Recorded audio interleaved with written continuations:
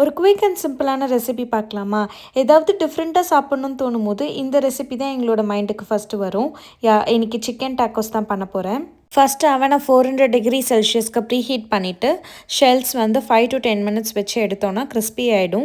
Chicken வந்து எல்லா ஸ்பைசஸும் போட்டு மேரினேட் பண்ணிவிட்டு தவா ஃப்ரை மாதிரி பண்ணி எடுத்துட்டேன். ஃபில்லிங்க்கு ஆனியன் டொமேட்டோ கட் பண்ணிவிட்டு அதில் chipotle sauce, hot sauce and ketchup போட்டு மிக்ஸ் பண்ணிட்டேன். உங்ககிட்ட என்னென்ன சாஸ் இருக்கோ நீங்கள் அதை யூஸ் பண்ணிக்கலாம்.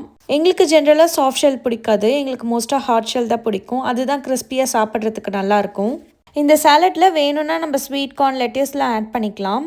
நெக்ஸ்ட்டு குவாக்கமோல் தான் பண்ண போகிறேன். அதுக்கு அவக்காடாவை நல்லா ஸ்மாஷ் பண்ணிவிட்டு அதில் salt, pepper, lemon juice, chilli flakes add பண்ணி நல்லா மிக்ஸ் பண்ணிட்டோன்னா குவாக்கமோல் ரெடி ஆகிடும். இப்போ எல்லாத்தையும் அரேஞ்ச் பண்ணிட்டோன்னா வேலை முடிஞ்சிருச்சு.